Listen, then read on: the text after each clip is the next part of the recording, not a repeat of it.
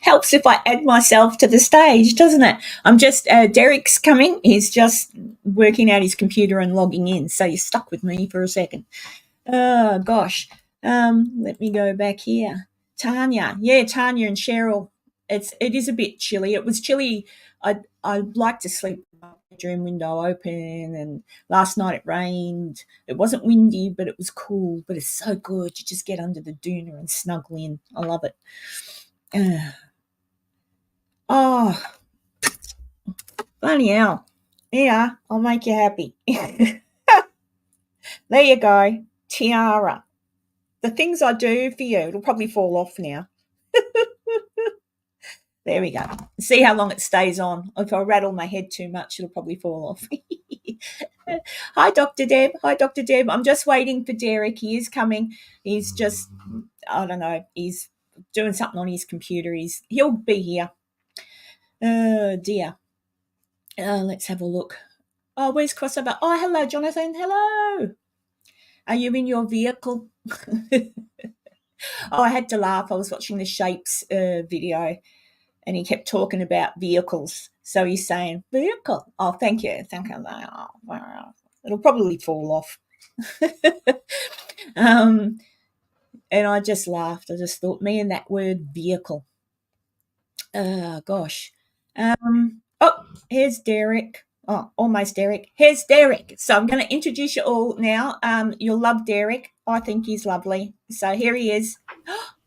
Derek. Hey, everybody. Hello. Hey, Roadside. Yes, so this is my friend Derek. We met in September of 21. 22. Was it 22? Oh, yeah. Well, I haven't known you for 2 years almost. I know, it's crazy. I know. And poor Derek. I was a bit tipsy, probably more than a bit tipsy, and I'm pretty sure I gave Derek some life advice. I mean, you gave me some really good ghost hunting advice, and I think it was timely because it was right when I was starting to do more paranormal investigating, and just like, there's certain characters out there, I think, who go about it in disingenuous or inauthentic ways, and I think you were probably there's a couple people there, I think, at that event especially, who I think made that advice very relevant. Yeah. Hi, Betty. Yeah, and I just remember because while I was staying in Virginia City, guys, I was at the miners' cabin. And I went to Mackie Mansion and all that sort of stuff. But Derek, and I can't remember her name. What's her name? The girl. Jade Capasso with Ghost Club Paranormal. Yeah, Jade.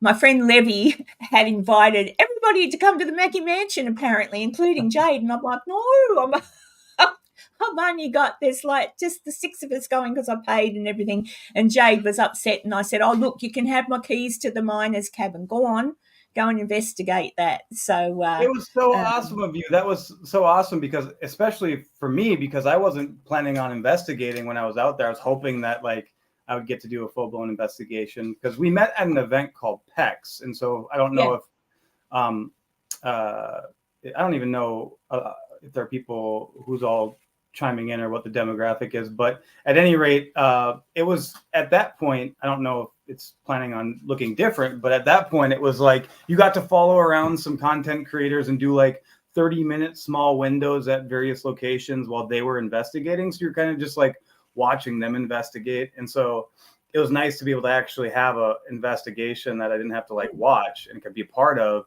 And so that was very awesome of you to let us check out that miner's cabin. There you go. To give you an idea of the people in the chat, they've been with me, most of them, for a long time, including Tanya, who is one of my good moderators. And the girls can get a little bit cheeky, all right, Derek? So, oh boy, cheeky. You've already got a compliment. Well, I can see I come from a long line of cheeky women, so consider me one of them as well. Yeah, that's right. I like your room. I like your light. your Thank neon you. light. Yeah. Well, and the reason I'm late is because I wanted to have you can't really see the light. It's a ghosting paranormal neon light, and it's really cool, but it looks really shitty on my laptop. Because you've got the other lights on. And so, but I tried to log in on my MacBook, but I don't know how to. I just got a new MacBook, and I don't know how to use it. Oh. I know how to use iPhones, but I don't know how to use Macs. And so, it was saying I have to enable my camera, enable my mic, and all this stuff. And I was already late. I'm like, shit. So no good quality camera, but it does say Ghosting Paranormal back there. No, I like your logo. It's very good. Yeah, so most of the people in here, a lot of them are from back in the day when, as we were saying before, when we were at the PEX thing, there was a little bit of commotion because of something fakery and whatnot. So a few of them have been with me that long, and some of them are new to it, so don't know those stories, but that's okay. But that's where I met Derek anyway, guys. And he had, you've still got your channel, but I noticed you said you're going to the UK. You'll be there when I'm there. To the event that's for gold thingy. What do you call? What's detectival? So I'll be at a metal detecting event in the UK in September. Yeah, that should be all right. Are they going to take you along the Thames and do some mudlarking? That's what they call it, I think. You go with your metal detector and. No, this is like an event that basically we get access to. I don't know how many acres of fields, but essentially it's a big camping metal detecting event out in the British countryside, and you're basically just around thousands of other detectorists going through these fields for 2 days looking for Roman treasure. coins and wild shit. It's really cool. Do you get to keep it if you find it? Do you get to keep it? What if you find something? You're allowed to keep it? What if you do find a Roman coin or something? Do they? I'll worry about those questions when I get there. I don't know. Yeah, just slip it in your pocket. Pop it in your. So there are some rules, and I'll have to brush up on the specifics. But if you find a certain amount of stuff, then it could be considered like a hoard. In which point the county commissioner or some municipal or government figure has to come out, and then they get to take all of the stuff. And there are certain stipulations, but like I said, figure it out. I'm not going to find shit anyway, so it's not like I have to worry about it. You want to see my best find so far is probably this rusty bottle cap that I found on a beach. So I'm not much of a metal detector, a successful metal detector, but it's fun. It's exciting. Oh. How long does it take you to get to England from America? It's not long, is it? Depends where you live. I think it's probably about 8 hours. Oh, that's all right. It'll be taking me 28, something like that. That's your fault for living in Australia. Nobody lives there. It's no man's land. I know. It's always a long trip, but I'll Ian's from England. He says the hordes have to be declared at to the county coroner. The county coroner. Oh, yeah, that seems like an odd figure to weigh in on. I don't know. I guess they're into all things dead bodies and history, I guess. I guess so.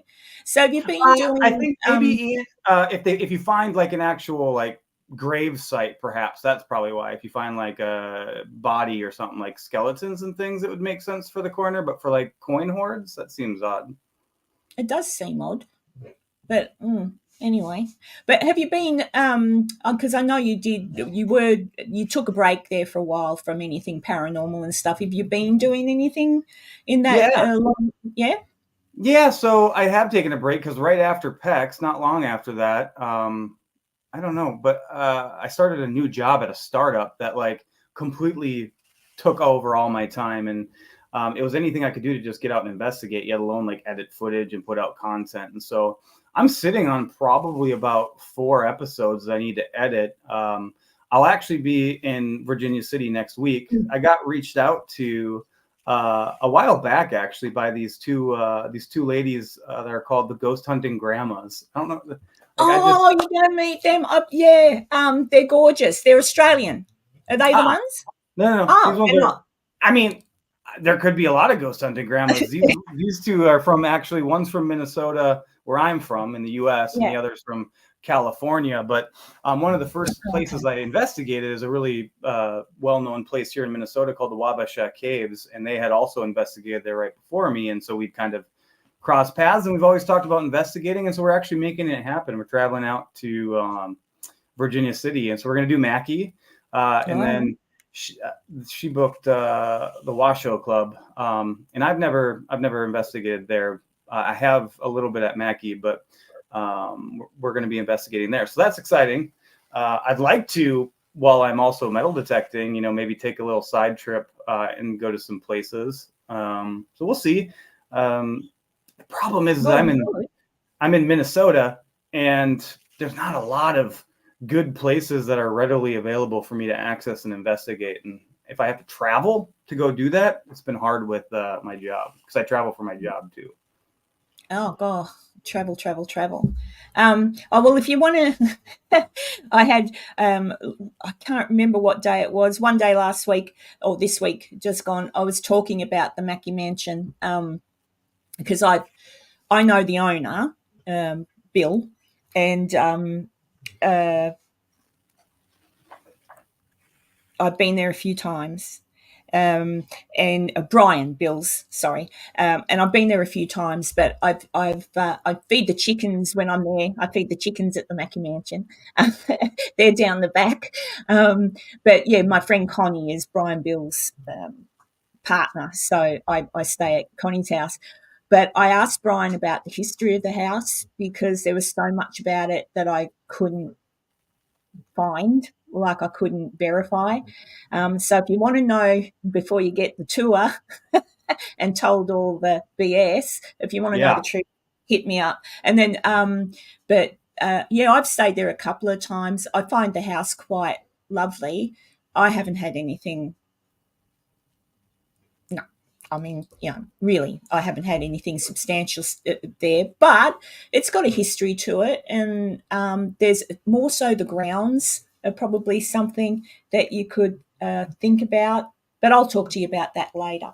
Yeah, But I would love all of that insight, because actually I was there during PEX, and yeah, I was there not actually leading an investigation. There's probably about 10 of us there, I think, and it's actually where I got my best EVP ever.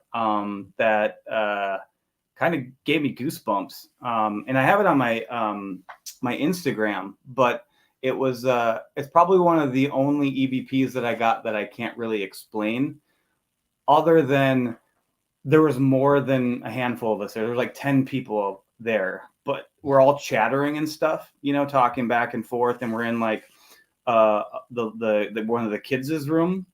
And either we had, Peter or William. yeah, the one closest to the staircase when you come up the top of the stairs. Yep, where all the creepy dolls are. Yeah.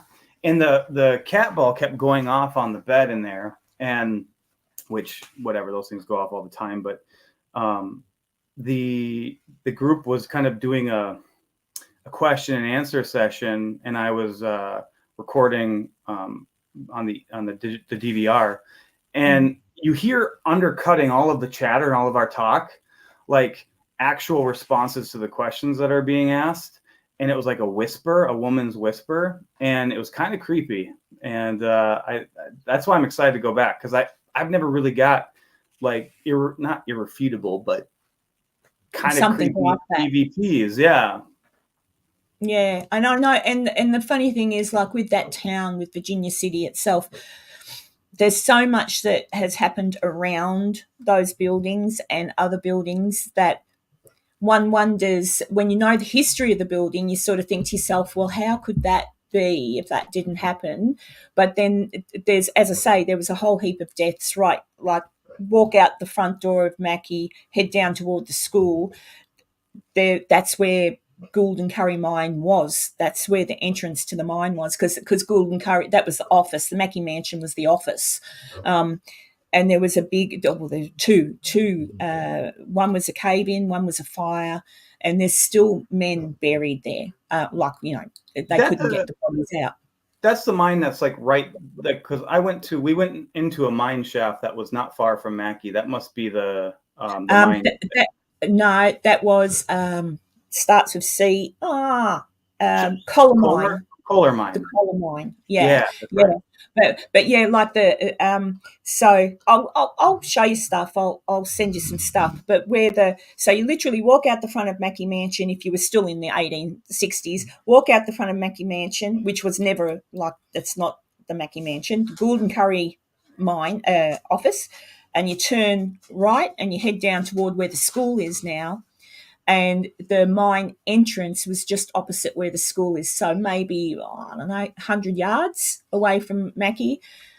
And so under that and under like network, under that road, under D Street is where all the mines were. They're now capped off and everything. But it was one of those mines that there were two dreadful things and the bodies are still there. So you sometimes wonder if there's a haunting, who is it? Or where, it's intriguing to me, but yeah, I'll share it out. A few people have got a couple of comments here. I better go back. Let's see. Ian did say about the thing he said in regard to finding anything, treasure or of a significant historical interest, etc. It sounds weird, but yeah, that goes to the coroner's office. So there you go. He's English, I guess he knows. Maisie is from Scotland. And Maisie says, Karen, have you had Derek on with you before? I recognise him and I think he's already taken, if I remember correctly. No, I haven't had Derek on before. And yes, he is taken. And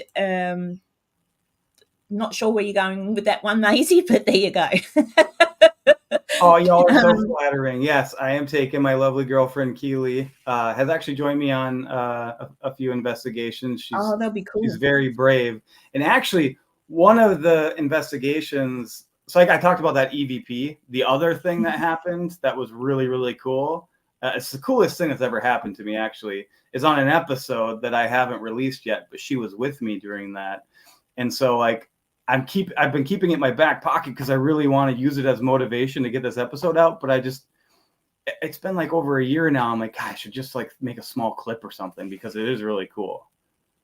Oh, so no, maybe this could be the big release. Maybe I should just tell you what it was because I don't know, it's kind of weird. But what happened? Where were you? What happened? Well, we were in. All right. Well, we'll get into it. Let's get into it. It's actually a quick story, but we were in Malvern Manor in Iowa, and it was an old.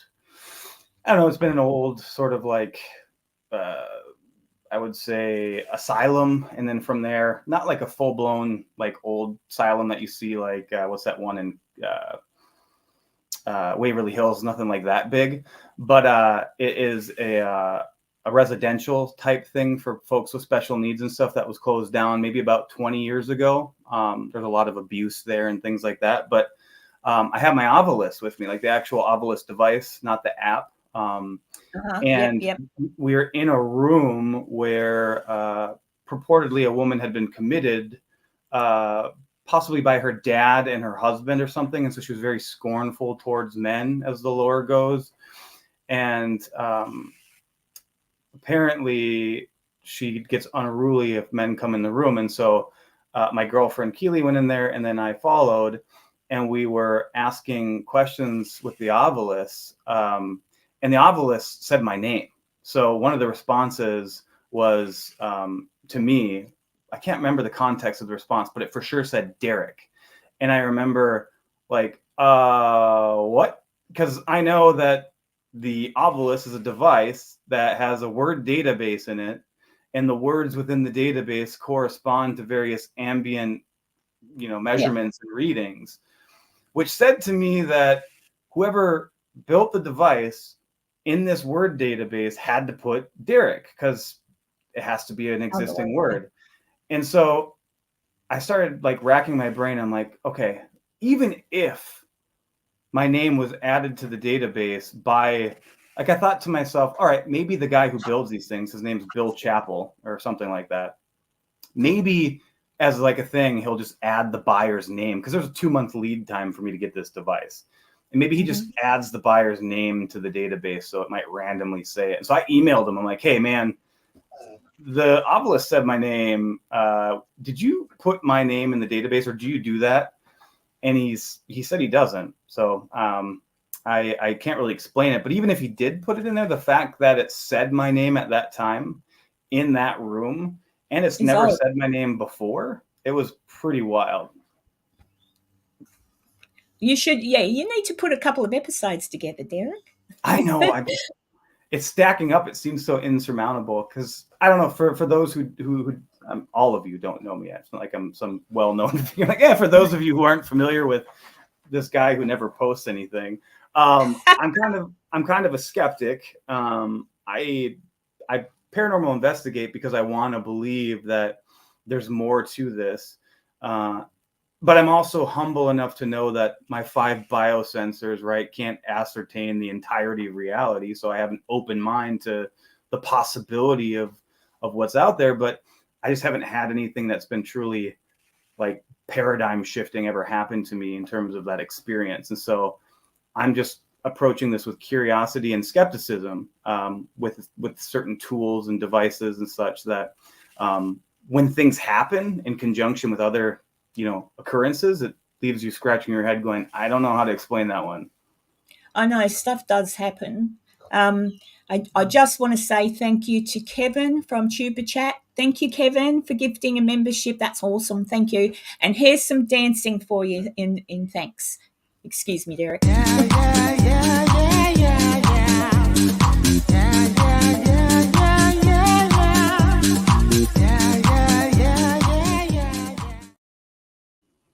The things I have to do. Oh man, it's not easy being you.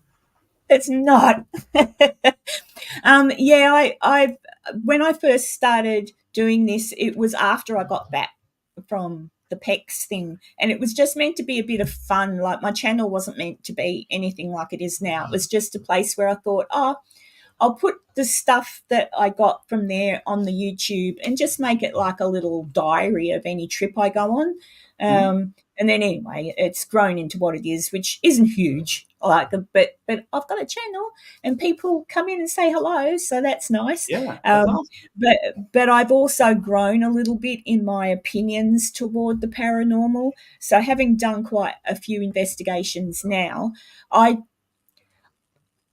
do more the historical side of it. So I like to know where I'm going and research it, and therefore know who I might be talking to when I'm in there. Some people don't like to do that. Some people like to go in blind and just listen to whatever. But the thing I find with that, and I think you'll appreciate what I'm saying, when you go into these places like the Mackie Mansion or the Washoe Club, I'll talk to you about the Washoe too. You get told all these stories, So for the Washoe, for example, you get told about a prostitute who worked there and was hard done by the men and treated badly, and so on and so forth. If you go in with that mindset, you investigate, and then you might get a voice, and you might say, Lena, is it you? And you'll get a thing, and you'll be talking to these people that are supposed to be there, right?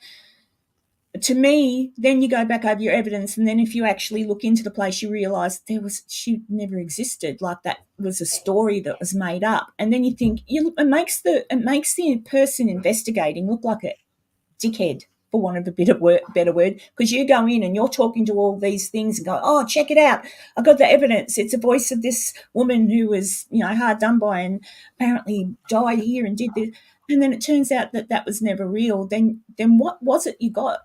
Like, if you did get something, couldn't have been that, because that didn't happen. So what was it? So you kind of get let down by the legends that people make up. That's why over time I've started to get a little bit sort of annoyed at certain places. I think, why are you doing that? People are paying you money to come and investigate the alleged hauntings. Tell them the truth. Like, just tell them the truth. Or say, look, something haunts a place, we don't know what it is, because so far as we know, no one died here, but yet this is happening. Or, or, hey, someone did die here, this was his name, this is what happened. Is it him? We don't know, but go for it, see what you can find out. Yeah. So Virginia City has a history like that. A lot of the stories told there just aren't true, and that's because it was a time where they needed people to come into the town, and they had to make up stuff, and it worked. Got people there. Look at it. Everyone goes to Virginia City, and I believe it's haunted. There's something going on there. It's a massive place, and so much, Yeah, a lot of you know, history. a And lot you're, of history. you're So I've exactly right. so I've kind of gone more. Um, uh, oh, what? Why aren't I reading chat? Oh, um, oh my God! Right, that's it. Hang on a second. I'm just. I'll tell you what. Right, where's my pictures? I'm going to change it. There, that'll teach you. Bloody people. You saw that, did you, Derek? I did. All right, there we go. I've changed the picture. That'll fix you all up. Yeah, so I've become a little bit too skeptical. I do believe in something. Absolutely. I do believe there's places we go to and there's something really weird about them, and you can't explain it, and strange things happen. But I'm also aware that so many people now, when we go and pay good money to investigate something, and we get told a pack of lies, I think, it's really annoying. So my attitude to paranormal investigating has changed to the point where now, because I brought I've got my little spirit boxy thing, and I've got I won't bother again. I've got my little thing, I won't bother again. I've got all these little things, and I think, you know what? I'm just going to go in with my camera and a recorder, like record and sit there. And so I've got different views on it, but then yet a lot of, like you say, some of the equipment, although I don't believe in a lot of it, some is odd, like that thing you got with your name coming through. Like, how does that happen? Well, Especially that's with just it. Ovulus. The app I can work out, it might use your phone to do something, but not Exactly. the actual Ovulus box, because, like you say, Exactly. that's still programmed. So to me, it's still a really interesting thing, and but I'm a little bit more skeptical now. I just sort of think, yeah, I was scratched by a demon. Yeah. Everything's clickbait online now. Everything's demon, demon, demon. And like, so that's the challenge, right? Is there's two sides to paranormal investigating, right? There's the sensationalist side where you're trying to spike up your views, you're trying to boost your following capacity so that you can make more money.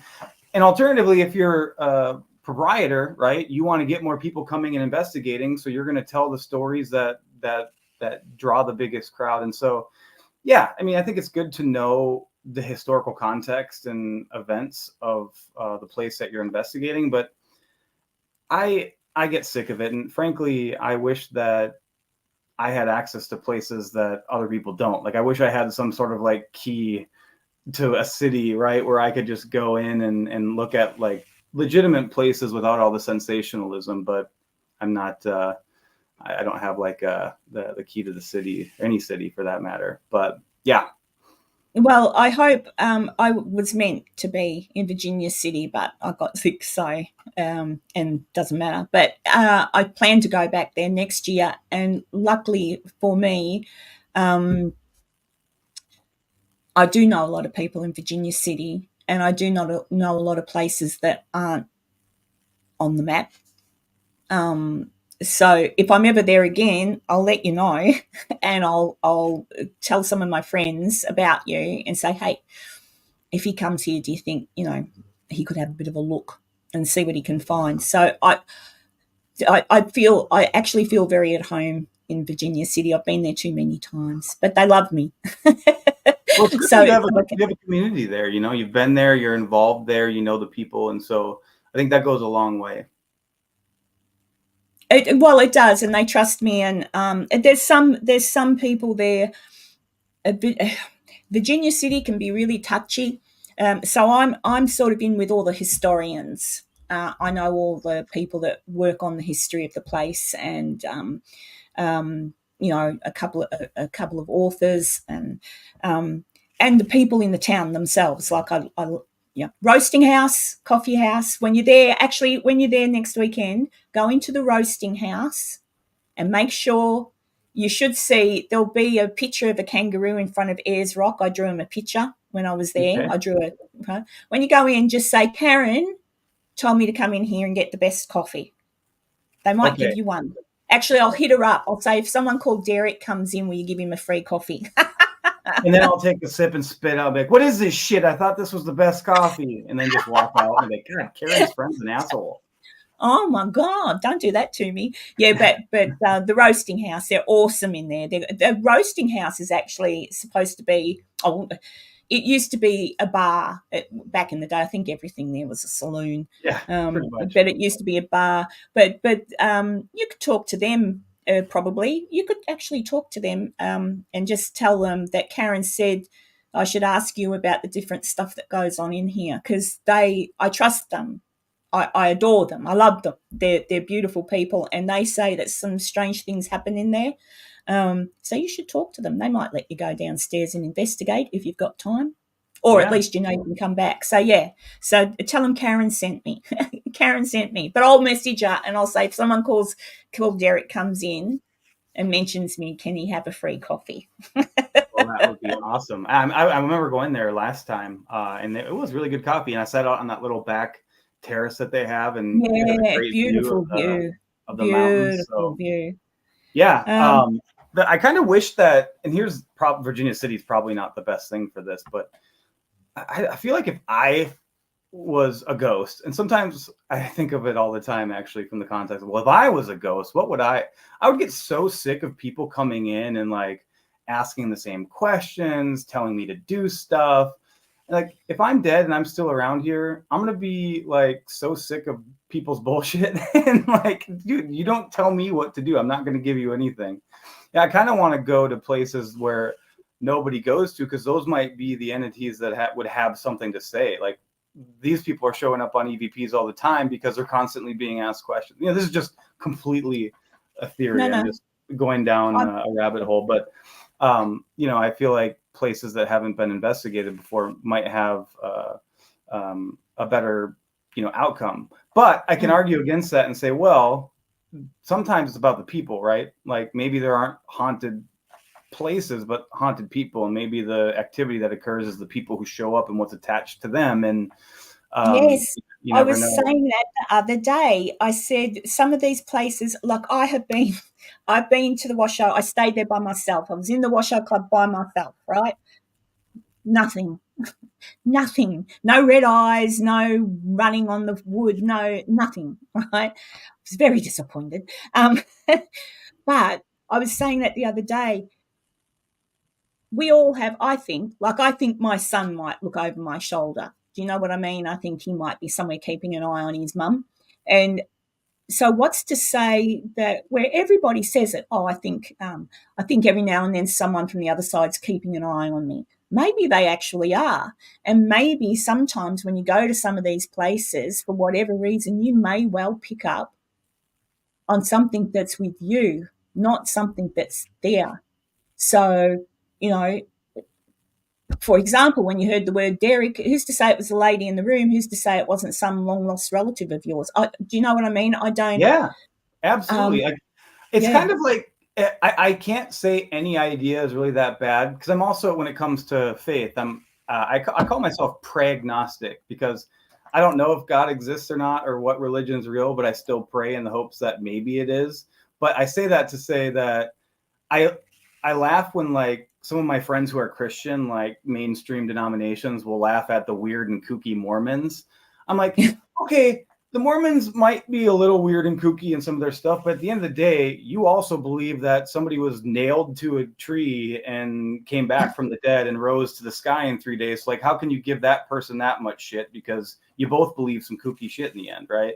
And so it's the yeah, same thing here. It's like, I can't say what you're saying is ridiculous, because it's all within the realm of possibility ridiculous, and possibility. conjecture, and it all sounds, it's anybody's guess, right? But my hope is that the people we lose are with us, and that when we die, it's not the end. And I'm certainly aware that we don't even know like how the brain works fully and what happens on a subatomic level, yet alone what's truly happening within the scope of the universe, be that from dark matter all the way across all of these different things.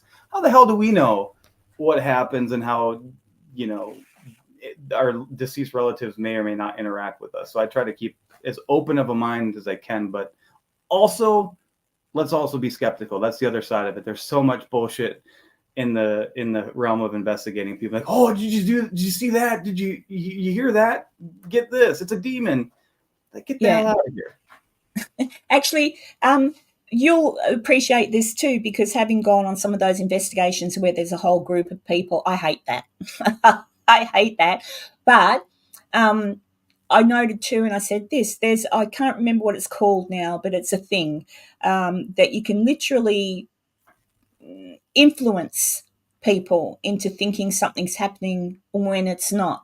So I've been on a few of those group things. Like, I don't know why I don't get influenced. Like, I don't go, oh, yeah, I heard that. Like, I just don't. I tend to go, you call bullshit. That's why. That's probably why we got along so well, because we're both rational, skeptical people. We're like, all right, you're just trying to pull a fast one because you want to be the cool guy in the room. So get the hell out of here.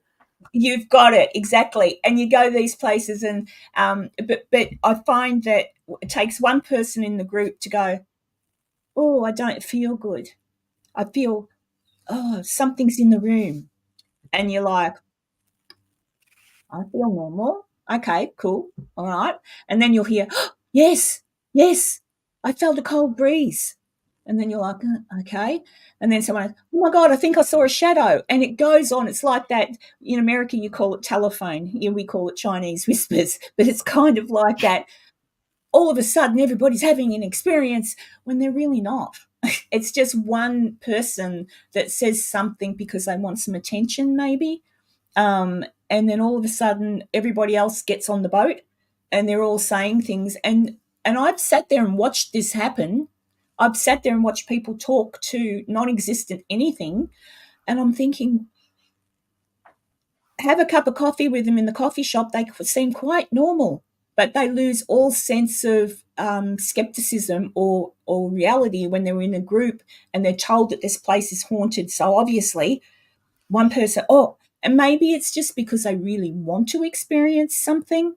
I don't know, but I see it so much, and that's why I hate going on those group things. I hate it because everyone says, oh, yes, we saw red glowing eyes, or we saw this and we saw that. And I'm thinking, did you really? I mean, I can't say they didn't, but when I've been there, I've seen nothing. So what does that mean? Does that mean I just can't see it and I'm completely blocked? Because I'm open to it, and I believe, like you do, I believe there has to be, like, we don't know, there has to be something's weird. Like, you don't go through life learning all these life lessons and getting really wise and stuff, surely, to just drop dead and you've got to do it all again. Like, so I don't know, I just find some of these things, that's why I prefer to go now on my own, or at least with just one other person, and that's it. Because then anything I hear, I'll trust more than I will if it's a group.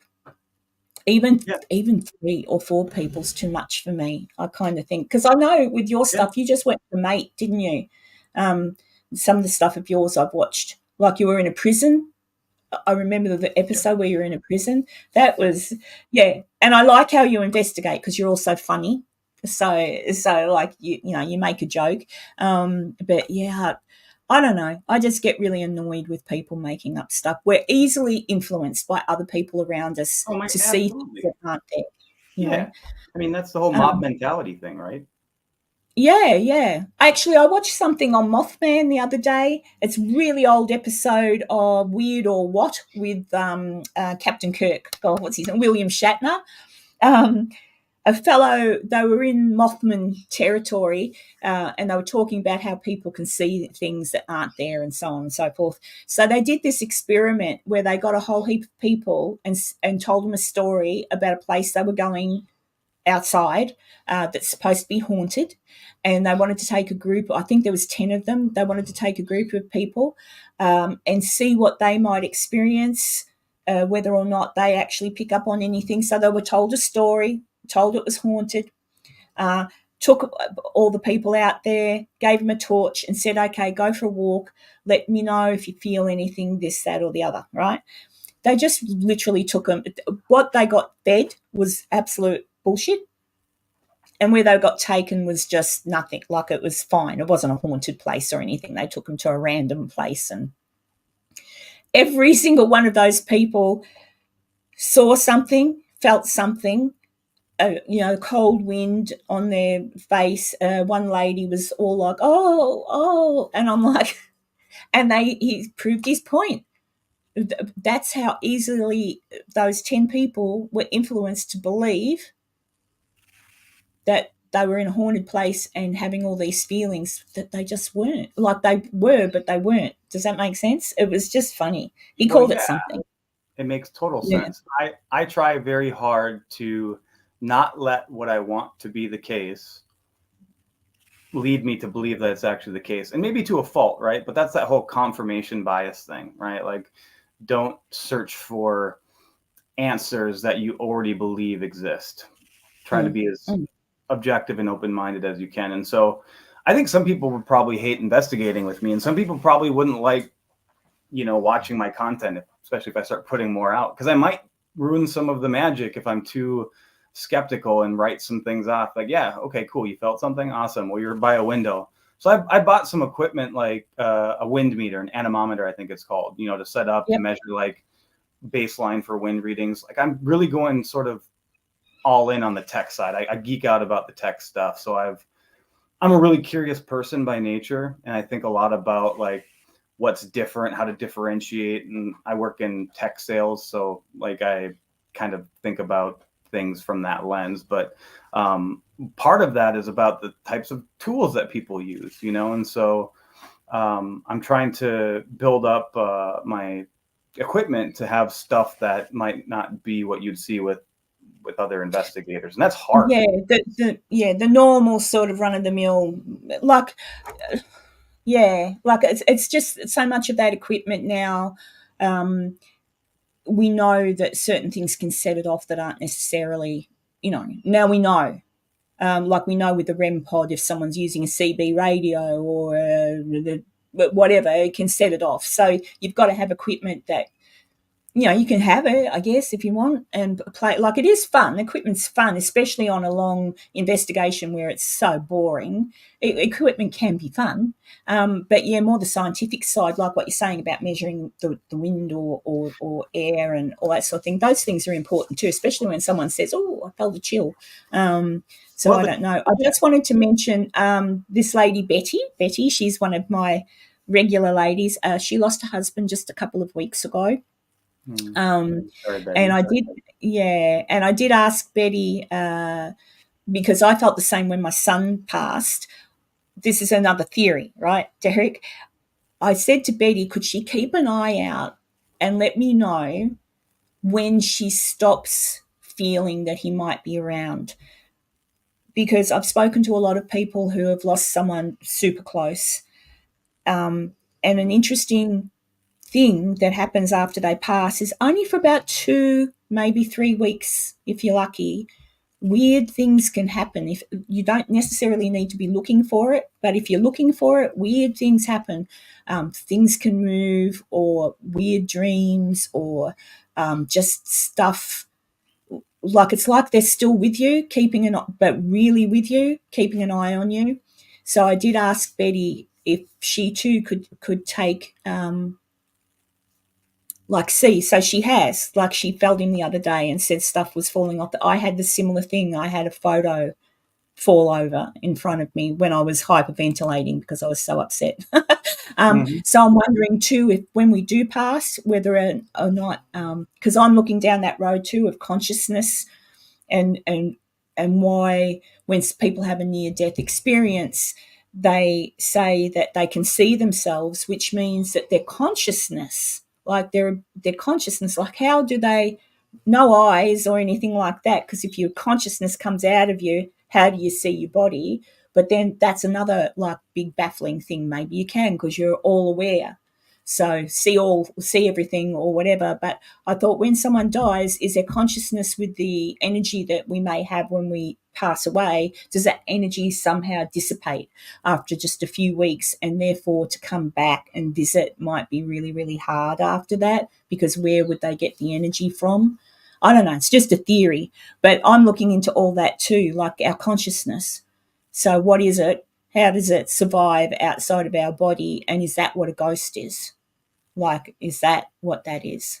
I don't know. But Yeah, I yeah. mean, there's all kinds of theories on that, right? I mean, there's the whole radio and radio wave analogy that our bodies are like receivers and consciousness is transmission, right? And that Mhm. once the radio dies, the transmission still exists, right? But then there's the whole, is there a bridge, right? Like, is there a period of time where we still exist here in this realm, but then our energy goes like a one-way trip to Yeah. somewhere else? Or, who knows? There's a whole like residual side of things. Like, do we just leave a imprint on the fabric of space and time? All kinds of things. They've got it's just got an order from Cheryl, but Uh, oh, yeah. yeah. I guess now I'll have to put out that episode, huh? We'll get but I already told you guys about the cool thing that happened, but it's still it's neat. I'll put it together. I've started editing it, but I'm kind of a perfectionist. That's the problem, where like I put all my focus into it, and then I can't release it until it's ready, and it just takes all of my energy. And so I feel like, well, if I don't have that energy to allocate towards it, I can't even do a step or a little bit, right? It's like all or nothing, which is probably not the most productive mentality. No, no. Look, I've been since I haven't been too well. I've been doing a couple of lives just to keep everybody knowing I'm still here. But yeah, it does take a lot of energy to put together an episode. So for what people see is a 10, 20, 30, 40-minute episode can take us days, weeks, depends on, and you've got to have the mental energy to sit there and do it. So because I've been a little unwell, I haven't really had the mental energy. So I haven't put anything together, but my episodes tend now to be more about the historical side of things. I haven't been anywhere since January to investigate, but I am going to England in September. So I will be going to places to investigate. But are you only there for the weekend, are you, or whatever that is? You're only there for a short time? Yeah, I'm not sure yet. The event is that 7th and 8th. And then after that, I'm not exactly sure. I still have to finalize my itinerary. I lived in France for a little bit, and I have some friends there, and I try to make a point to visit them whenever I go. So I don't know. We'll see if I can finagle that. But we also have a puppy here, and I started a new job 3 weeks ago. So it's like, I don't know what I'll be able to do, but I'm really good at coming up with excuses. So let's just cut the shit, Derek, because if you, Karen, can put out live streams and episodes, with all the stuff you're going through, I don't have any excuse. So. Oh, look, yeah, I'm all right. I'll live, I think. But if I don't, I promise I'll come back and talk to you through the ovulus. Hey, great, awesome. Make it very irrefutable, though, if you do. Oh no, it'd be something like, remember that time you're on my live stream and all the girls were talking about you? Oh yeah. Oh dear. What was I going to say? Yeah, I will be there when you're there, but on the dates that you're doing your thing, I'm doing something. My tour thingy, whatever. I don't even know what day the 11th of September is, but the 11th of September is when I finish with the group I'll be with. That's a Wednesday. It is Wednesday, yeah, because 7th and 8th is Yeah, Saturday, Sunday. yeah. So after that, I still haven't worked out what I'm doing on the 11th.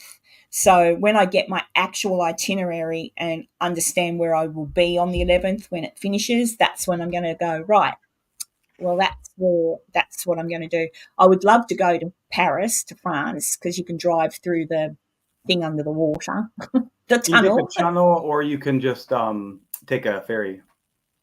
Oh, you can take a ferry. Oh, I'll Mhm. do that. That'd be more exciting. Yeah, so I definitely have to go across, because if I'm there, I have to try. And I'm pretty sure the French can speak a little English so I can get in a Oh taxi. yeah, everyone speaks English in Paris, and if they don't, they're just being assholes. Oh, okay then. All right. So I don't need to say bonjour, merci. Oh, well, I can say merci, Yeah, merci. you'll be fine with English. If you start to speak French, those elitist assholes will probably just respond to you in English anyways. Oh. But I want to go there, and then I also want to go to Ireland, and I'm definitely going up to Scotland. And of course, then I can't remember what day, but I think it's like a week later. I booked in the God, what's it called again? Ancient Ram Inn, the Ancient Oh yeah. Ram Inn. Um, I've got a feeling there's again. I've looked at the history of the place, and from take away what the older gentleman that lived there for many years and he's passed away now, but take away anything he's ever said about it, you're left with a very old building that had a history when it was first built in the 1100s, but it's basically always been a family home and a pub, or a pub. Um, I don't know. I'm assuming maybe back in the day people did die in there, because that's sort of the norm if it was a family home. But I thought, why all of a sudden when that gentleman moved in, did all these bad things happen? And I would love to see the proof, so-called bones, children's bones and stuff that were found. He may well have found baby bones, but maybe it was just where someone buried their dead little baby, because back in the day these things happened. So I don't know. But now you go there and there's a witch's room, and there's a succubus and an incubus, and I think there's a demonic something. And I'm like, oh.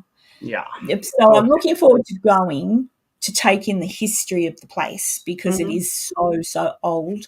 But I'd be interested. I don't think there's a witch there. Like, why would there be a witch? Why would there be? I don't know. I don't see. That's where I get skeptical. But there could be. There could be. Yeah. I don't know. I mean, be open-minded, but also not so open that you just abandon all skepticism and reason, right? Yeah. And that's where it gets fun to take, going back to the equipment conversation, right? Like, I like an EMF detector, I like the REM pod, but on their own, I don't think they're that useful, because they are, we're talking about legitimate scientific tools, right? That are being repurposed for theoretical endeavors. And so the goal is to take as many of those tools as you can and create a context or an environment that gives you multiple data points that at best leave you with the feeling of, this is hard to explain. I can't really explain this. And so I like to take a REM pod, and I like to take, sound recording. I like to take other tools. So like right now I'm kind of toying with a couple of different things. I have, I'm going to take dowsing rods, but those will move because you move. There's no way you can hold still. They're going to move. No. And so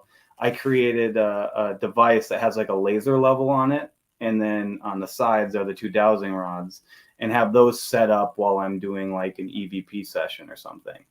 And then there's another type of imaging. It's called Schlieren imaging. And it's basically using a telescope mirror and a light source, a pointed light source that bounces off of that mirror to create like a refraction that points back at the camera and creates the ability for you as the observer on the camera to see anything in front of the mirror. Like if you put your hand in front of it, it's a way to see like the actual heat dissipating from your hand and stuff.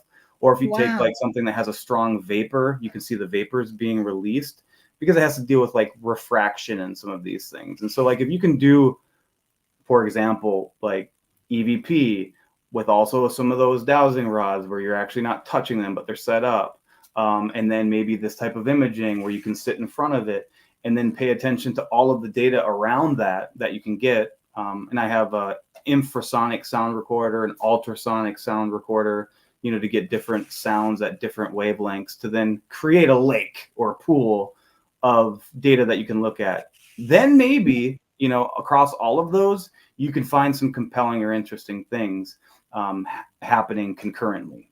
So Mm. that's kind of in the realm of my approach, is to like do more of that. But it also is time consuming, and it's also really boring when you're watching it, because it takes a lot of setup sometimes. And it's like, people think like going hunting or going fishing, oh, it's really exciting, you're catching things. Well, yeah, maybe for like 3 seconds, but the other 14 hours you're just like It's sitting around boring. and doing boring shit. Doesn't really make for like riveting content. I know, and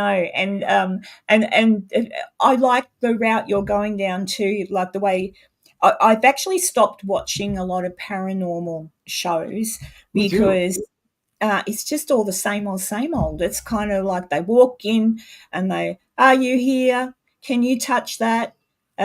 Like you were saying before, the same boring old questions. And look, I'll, maybe it's just because they've never investigated before. Some of them maybe, and it's all new. So they just go with the tried and tested. But I kind of think, no one's getting anything. No one is getting anything substantial that they can say, well, hey, based on the data at the time, like you're suggesting, like have all these different things that we can measure things with, that yeah, it might be compelling once it's all put together. Look, at the time we got the EVP, the temperature dropped, the dowsing rods moved, the REM pod went off, like everything together, that Mm-hmm. one or the other kind of supports, they support each other with the evidence. Then that could be something, again, you can't 100% say it was definitely a ghost, but at that moment in time, all these things happened, and we saw something, or we caught this EVP, or whatever. Um, I like the scientific look at it, and the way to break down that. Well, what else could it be? Like, what else could we? What are we missing? Like, what are we not thinking about anymore? So take it to the next.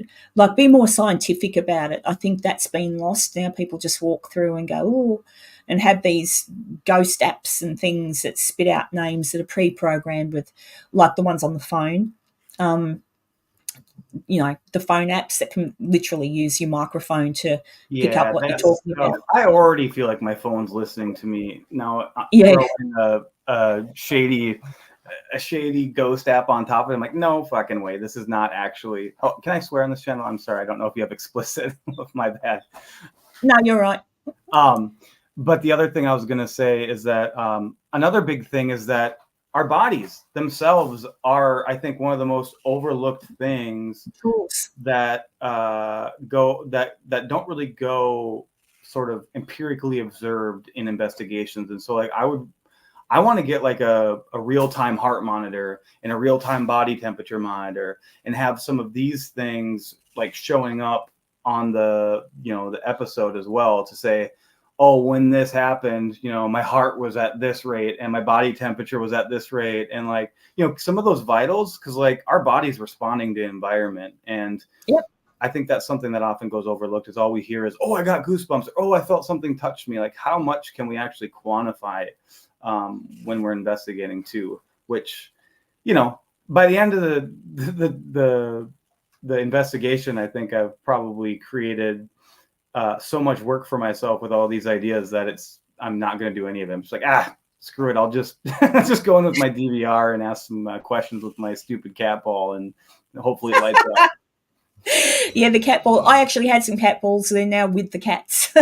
My pet cats have got the cat balls. They're so janky, but they're fun. I mean, they're, again, fun. right? Yeah, Throw them but in a combination of things. Like at Mackie, right? We had the cat ball going off. Cool, fine, whatever. But also, I got really convincing EVP that I think is compelling, and they're yeah, happening at the same time. So yeah, and I that's what I mean. Things can happen, but the other thing I was thinking, I was talking about talking about this too. There's a place in America called the Monroe Institute, which isn't about ghost hunting. It's about consciousness and out of body experience. experiences and things like that.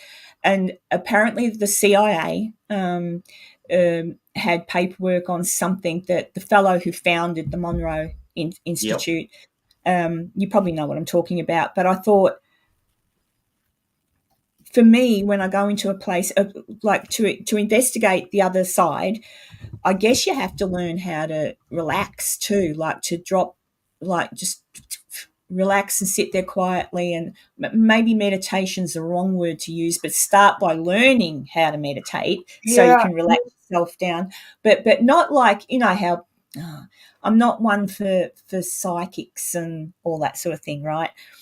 I don't mean go in and go, "Ooh, I'm psychically connecting to something," or "I'm a medium." Nothing like that. Just learn to relax and Yeah. see if by relaxing and pushing out all other thoughts, whether your senses are more heightened to pick up something or to hear something or to make a connection with Yeah. something on the other side. I don't know. Well, There's a no, I whole think heap. you're spot on. It's in the I think it's Project Stargate. That was at least what the CIA was doing with remote viewing. So it was like trying to come up with protocol for being able to project your consciousness in other places. And a part of that process, because I was looking at it, I downloaded the CIA's briefing on this project to look at the step by step. Oh, you did. Yeah. Yeah. And so one of the things that you're supposed to do is you're supposed to get the left hemisphere of the brain and the right hemisphere of the brain in the same frequency, because they're in slightly different frequencies, those Yep. brain waves are. And so it's about, you talk about meditating, right? Like getting yourself in a state through, I think, sound. There's like binaural sound or Yep. something Binary. Yeah. that You gets can the brain download. waves synced. Yeah. But yeah. Apparently you can download from the Monroe Institute. That's what I've got too. I've been reading through that. Yeah, good. Then we're on the same track. You know exactly what I'm talking about. But the Monroe, I have to look into it. Apparently the Monroe Institute you can download tapes to listen to as well, like that help you with this. But I'd be fascinated to go there and spend a week and see what they can teach me. I mean, you know, who knows? Maybe they'll teach me nothing. Maybe it's a whole lot of. But if the CIA had the paperwork for a while and actually Yeah. hit a page in there for a while, who knows? There is declassified CIA documentation on this Project Stargate for sure. And they know shit. Like I'm all up into this. Like you, so again, like I talk about being open-minded and skeptical, but I love going down these rabbit holes of like, remote viewing and out-of-body experiences, UFOs, all this stuff. And one thing is for Yeah. sure is the government knows shit before they share it with us, and there's still a lot they aren't sharing with us. I know. Ian, in regard to your little thing, this thing, the spirit box thing, you know, the thing, it's got a temperature gauge on it. Some people do take temperature, but the funny thing for me is that I wonder when you get that, like, ooh, the chills. I've only had it happen to me really properly once at the washo.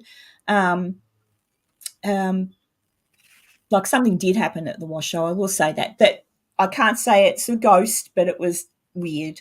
But I just wonder if when it's your body, as Derek was saying, maybe have some kind of monitor on your body, because I don't know if it's necessarily a change in the atmosphere or if it's your body as a tool picking up on something. And so I think it would be good to have something on that could read your temperature at that time and your heart rate, or because sometimes it's static electricity too. So something on your body that can read even that, that would be interesting. So yeah, I don't know how we would do that, Derek, but that Well, is what I think. I just, there has to be something. I think the challenge is that if you're looking at body temperature, right, that's like reading your body's, I don't know if it's looking at, I think of a thermometer, right? You're reading an internal temperature. And so if something cold touched the surface of your skin or you got a chill on the surface, that's not going to register probably in your internal body temperature. No. And the problem with, like, I have one of those FLIR thermal imaging cameras, not the like $10,000 one, but those things are all right, but they don't give you a lot of like high resolution immediate feedback around your vicinity. It'll show you cold spots in ambient areas, around the room. But you'd need almost like a thermal spotting scope, something that like has a lot higher image quality and resolution and faster processing and faster scan rate, so that you could see maybe in more real time any sort of temperature fluctuations with more granularity around your body and around the surface of your body. That would be really cool. Yeah. And it's just, yeah, I think the scientific approach has been lost a little, and people are just, that's why I don't watch stuff much anymore. People are just basically going in there claiming to be scratched or seeing a Yeah. demon, or, and I'm like, I don't even know that I believe in demons. Do you know what I mean? I'm kind of like, Yeah, I do know what you mean. And I agree. I think the challenge is that scientific equipment is cost prohibitive, and so if you want to get good stuff, it costs a lot of money, and so that's yeah. the real pisser about it. But doesn't mean that therefore you have license to just abandon all reason. But yeah, I know, and I just want to say hey to everybody in the chat that I might have missed. I've seen Abby come in and Antoine. I'm just having such a really good combo here, and I hope you're all enjoying it. But I'm looking at you talking in there. I'm looking at you still talking about Derek. I think there's a lot of girls that have probably subscribed to your channel, so apologies that you're eye candy apparently. yeah, right. No, it's you got a lively chat going here. You got a community of folks that show up and chat amongst themselves. Yeah. It's awesome that you were able to create that, and it's great to have folks that that come together like this. So kudos to you for doing that. Yeah, they're awesome. And the fellow who's normally with me on a Sunday, Enzo, he comes on. He's into science and all that sort of thing. He'll come on and he does a little segment. Enzo, the science guy, and he talks about space and UFOs and all that sort of thing. He's not here today. Did he pop in, guys? Because I didn't see him pop in.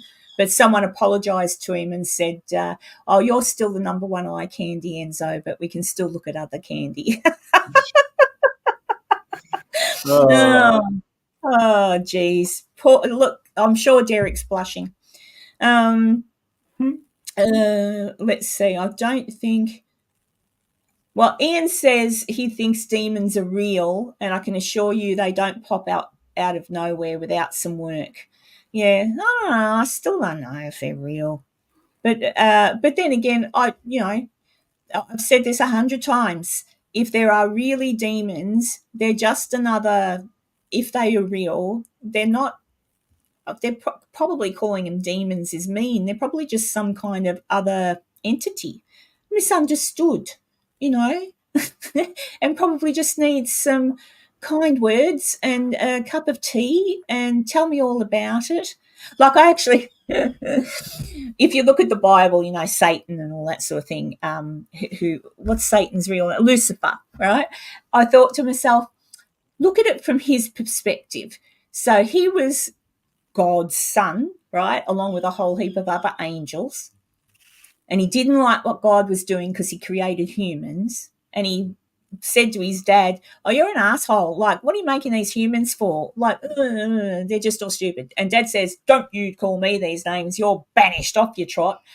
Poor Lucifer. I mean, his own dad kicks him out of the house, tells him to get on down there. No wonder he's cranky. He's got daddy issues. He probably just needs someone to talk to him and be a little understanding. I think That's my theory. that is certainly a possibility. Yeah, daddy issues. I can't help but notice how both on the demonic side and on the angelic side, right? Like all of these characters of our religious histories seem to be such human projections of our own making, right? And that somewhere in some way the truth is probably far different than what we humans make it out to be. But one thing I do know is that, and I think about this a lot, is that humans have as much capacity for good as they do for evil. And we have seen such horrible things from people throughout time in history, right? And we've seen such amazing, beautiful, wonderful things. And it's like, do angels and demons exist? I mean, I don't know, but I do know good and evil exist because I've seen humans live and be good, and I've seen humans live and be evil. And that energy exists. And whether that is something supernatural, I don't know, but it certainly is natural, and it certainly is normal rather than paranormal. And I think it's possible that energy on the negative side can be disembodied just as much as it can be on the positive side. but how accessible is that and how frequent is that? That's a whole other question. And obviously YouTubers will say anything's a demon to create clickbait content. So whatever. Yeah, which is, yeah. And they do. And and then I try to, even the ones that make up the pretend whatevers to get the clicks and stuff, the only time I really get truly annoyed at them is when they're being disrespectful. Like some people go into places where they know, like the Velisca axe murderer house or whatever. Yeah. People go in and, like, I did a little video on that, on the history of the house and stuff. I think I know who the killer was. I've got my detective hat on, and I think it was the brother of the man that was murdered, but that's my opinion. But I did it, and I looked at the family. So I researched the family that was murdered, what they did for jobs. They went to church. They were nice people, and people go in and investigate these places and try to provoke things and go armed with the wrong information, for example, and just so disrespectful. A family lived and died brutally there. Like, go in a little bit quietly and with some respect. So I can't watch things like that. I get annoyed. And especially too when they come up with bullshit stories, and I think, oh, for fun, a demon. Yeah, righto. Like a horrible thing happened in the house, and just try to remember the family that was murdered and be a little bit more respectful and hope to God that there's not anyone haunting it. Imagine that. You've been murdered brutally by, I think, his brother. You've been murdered brutally and you're still haunting that house. Oh, I could think of nothing worse. So I created a funny meme that kind of embodies that spirit. It was the picture of that cow. Have you seen that picture of the cow who's like bent over and stuck with his head in the fence, and behind him some other cow's plowing her?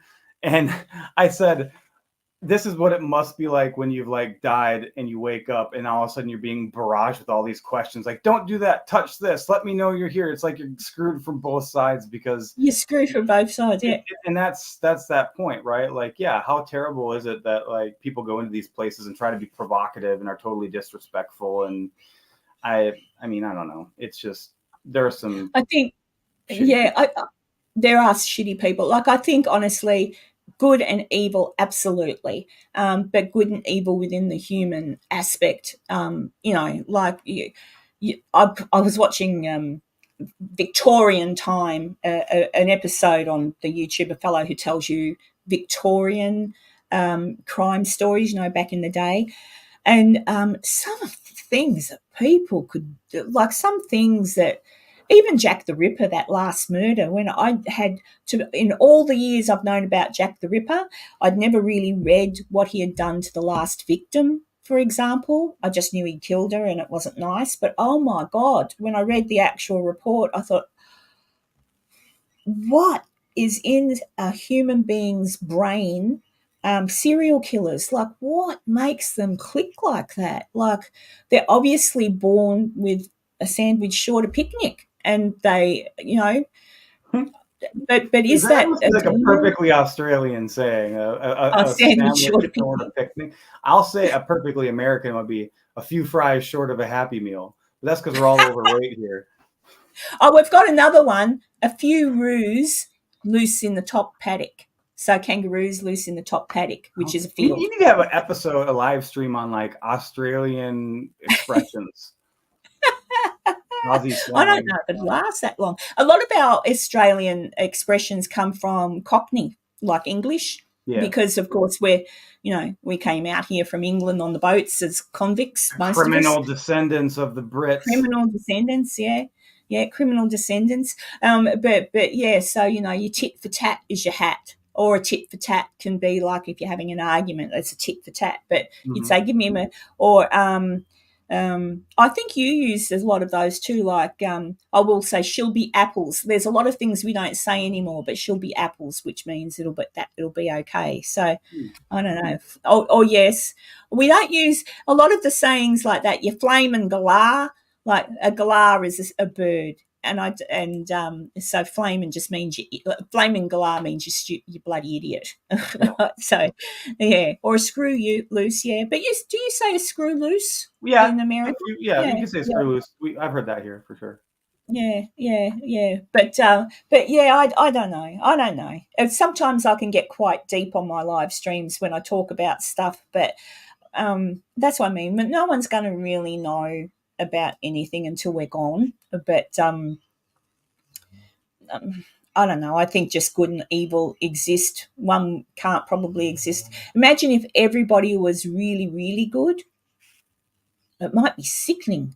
Well, what's the whole thing with like, right? For every action, there's an equal and opposite reaction. You need like balance and counterbalance, right? Like it takes pain and sadness to appreciate having good days, right? Like if every day was great and always the same, I think that would get boring. I mean, we find it in our own lives, right? Where sometimes things aren't that bad as we thought, and it takes something really bad happening for us to realize, oh, that wasn't so bad. And so yeah, I don't know. I mean, I think there's a good case to be made for that. The fact that we need the opposites of things in order for us to appreciate the other side of things. But then again, that gives you the ability to blame God for, that's like that whole theodicy question, right? Like, how does a loving God allow evil to exist in the world? Well, maybe it's because, I don't know. Who the hell knows? I think the only convincing argument for that question is, well, God isn't omnipotent and all powerful, and that gets him off the hook then, or her off the hook then. But that's a whole other rabbit hole. All I'm going to say is we don't know. So many rabbit holes. What's that one, D? Oh, as dry as a dead dingo's donger. I've heard that one before. They're all really outback type thing. I saw a little meme the other day. You'd know who the crocodile hunter is, Steve Irwin. Most people in America know. Crikey, it's a croc. I saw a little thing of him the other day being asked by an interviewer, do you drink coffee? Because, he's always like this. Oh, no, he says, geez, if I had a cup of coffee, the top of my head would blow off. And I just thought, so much energy in that man. But I just think that's kind of like, if he was still here, that's to me, that's a typical Aussie. Like I grew up with that was how we all talked, and then gradually it's gone sort of a little bit more. Not so much. I do hear some Australians say, oh, Australians don't really talk like Steve Irwin. And I think, yeah, we do. Depends where you come from. Depends. Yeah. Much like in America, like you've got your really down south people, and then you've got your, like everyone has their particular way of talking. Yeah, you've got the Southerners, you've got the East Coasters, the New Yorkers, and you've got like the Midwest people like me, and then you've got the West Coasters. There's all a different vibe, and some are really over the top and wild, and some are barely noticeable. Yeah. So, hey, has anybody in the chat got a question for Derek that is appropriate? Just putting that out there, ladies. Remember, he's taken man. You're a stepdaddy too, aren't you? Yeah, not officially, but I've been around long enough. He's 7 now, and I've been around since he was his 3. So I'd say pretty close to that. So you're a good man as well, you see. So yeah, depends on the day. Some days better than others. Yeah, oh, look, we all have those days. But yeah, so I'm looking forward to going to England in September. By then I should be okay. So I hope so. I don't want to end up in an English hospital. I really hope so too. I was bummed. I was bummed that we won't be crossing paths in Virginia City, but I was really on your recovery. That's the most important thing. But I plan to go back to Virginia City next year anyway. So there's always another time, and I wanted to get to. I wanted to go to Virginia City again because I love it there. It's like home for me. I love it. The minute I get there, I feel like I'm home. It's the weirdest thing. But also I want to go to Atchison, which is in Kansas. I want to go there because I want to go to the Sally House because of course I've done a deep dive into that too. So there's no Sally. I don't even think there's a demon there. But I would like to give my condolences to the family that did live there and see if and if not anything anyway, just do something nice like leave some flowers and go and visit the graves.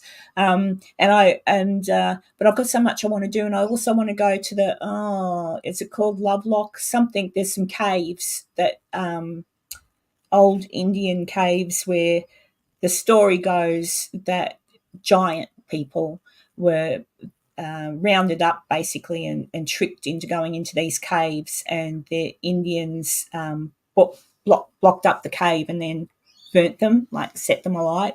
I can't remember what it's called, but there's some caves. Anyway, I want to go and see those. There's lots of things I want to do. I want to go. I want to do so much, but I've got to make money first. That's the kicker, isn't it? It's like, I wish I could quit my job and just do this shit for a living, but unless I'm putting out clickbait shit, I'm not going to get the followers that are going to allow me.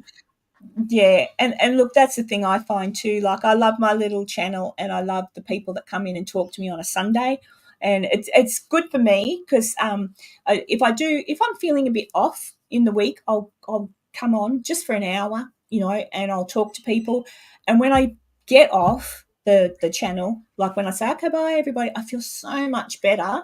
And it is a pretty supportive channel. Like, everybody that's in the chat, generally speaking, I know who's not well or who's struggling or whatever, so it's like everyone supports themselves in here. But could I make my channel bigger? Probably, if I did the clickbait thing, or if I bought into the dramas that go on. So if I wanted to, like, I did note that one video I made got tons of views, and it was because I got upset and I did comment on is it Cody and Satori that were doing like tapping method with the alphabet, and I got upset because I thought, from the perspective of someone who's lost a child, to think that somebody would make something up like that and tell you they're talking to your dead loved one, it got me really upset. So I made a video. Now, that got tons of views, right? Because it was drama. So I've learned that if you don't have something dramatic to, like drama, like just drama, it's got to be drama. And unfortunately, people love drama. And that's why some channels get really huge. The same with people that do the paranormal. If it's a demon or, that clickbait stuff, like I got scratched by a demon, we saw a demon, we were attacked by an evil entity, people will watch it. They'll click on and they'll watch it. Whereas if you just write, like me, if you just write the true history of the Mackey Mansion, people that watch my channel will watch it because they're interested in the history and they're interested in the truth. But anyone who wants to see something scary will look at the title or go into it the first few minutes and realize I'm talking about the history. They don't want to watch that. They want to watch someone getting scratched by a demon or, getting frightened. And that's okay too, because I guess they're probably fans of horror movies. I don't know. But could I make my channel bigger? Maybe. I don't know. But I'd have to buy into the drama, and I don't want to do that. So I'm very happy with my channel the way it is. It gives me what I need. Yeah. It gives me an outlet to put my stuff together and work on things and educate people into the truth of some of these places that are supposedly haunted. And it also, in a good way, I think, makes us remember the people who did die in these places. Like, you're reminded that they had jobs, you're reminded that they did these good things, and so in some way keeping their memory alive. So that's why I like to do what I want to do. So if that means I've just got a small little following of people, I'm okay. That's okay. Yeah, and I think that's why you also get to curate the type of following and people in your community that are most, desirable to engage with, because they find the same stuff interesting that you appreciate. Yeah, and that's what I mean. So if people want to watch the gossip and the muckraking and whatever, go watch it. That's okay. I do. I sometimes tune in to see what's happening with Prince Harry and Meghan, and then go, ugh, what am I watching this for? And then turn it off. I'm fascinated at the moment with watching Congress. What is it called? It's not. It's in Congress. It's got a name. Subcommittee. The subcommittees of Congress where they sit there and people have been nominated to get a position, so they ask them all these questions. And I've Yeah. been watching them rip into people, and I think, oh wow, I'm fascinated with that at the moment. But it's also teaching me things I didn't know, because there's a lot of things happening out there in the world that I thought, oh, I didn't know that happened. Oh my God, look at them lying. And I find that fascinating, because that's like affects us all. So even your American stuff affects us here. Oh So God, watching that, I can't oh even. gosh, I can't even with yeah, that shit. no, I can't watch it either. I was watching the train wreck, and I thought, oh look, I'll just wait and see what happens in November and hope that another train wreck is diverted. But it's quite comical. Like, I'm getting a good laugh out of watching it, but it's also awfully scary to think, gosh, as human beings, that's what I mean. We can believe anything, can't we? We can all be tricked. So I don't know, but I try to avoid. I'll watch that for entertainment, but the minute it gets stressful, I turn. And That's I what like, you have to do. I have to turn it off. yeah, I'll watch it and go, really, and have a good giggle, and then think, okay, and that's it. But for example, I can't watch pop culture stuff much anymore. Like if they're talking about celebrities breaking up or celebrities getting drunk or what, I think, don't care. I don't Yeah. care. And they're just humans. Some of them are assholes, some of them not. We don't know who people are. One thing I am fascinated with at the moment is, though, because I was very upset when he passed away, was Matthew Perry when he died, and I remember thinking when he died, from Friends, Hmm. Chandler Bing. I remember thinking when he died, because they said the autopsy showed that he had ketamine in his system, a high amount, and I thought, where the hell, that's not right. How did he, like, what was he doing out near his pool? Because he wasn't in the spa as everyone thought. He was actually obviously just walking around it or something, because he was fully clothed when he was found.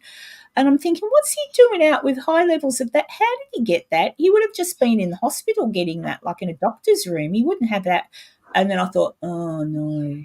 And my first initial thought was, uh oh, did he get it somewhere?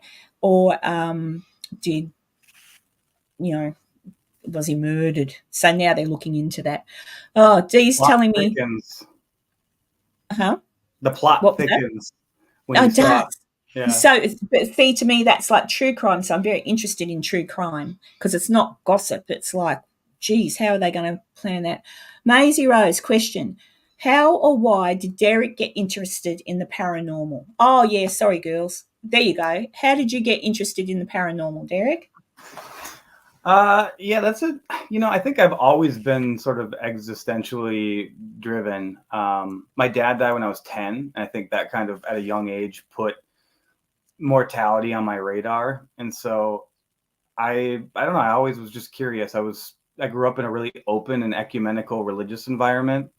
And I think the combination of that and just being existentially minded, and then growing up in the era of ghost hunters, ghost adventures, some of those things, that ultimately led me to, finally just saying, you know what, screw it, I'm going to try this. If other people can do it, I want to give it a try. So Oh, I'm that's, sorry you lost your daddy at such a young age.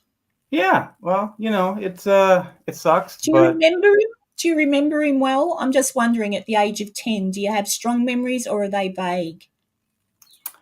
there are a couple that stand out, but yeah, like I think less and less over the years, because I was 10 and now I'm almost 40. So like, there are glimpses I have, kind of like little things, but I think I've lost a lot too over the years. Yeah, I just wonder that, because when my son passed away, his little girls were 3 and 5. And I think, the only way they're really going to remember him is by photographs, videos, because their memories there'll be little things. That's why when you said you were 10, I wondered. It is sad. It is sad. But anyway, life sucks sometimes, doesn't it? Yeah, Um, it kind of does. But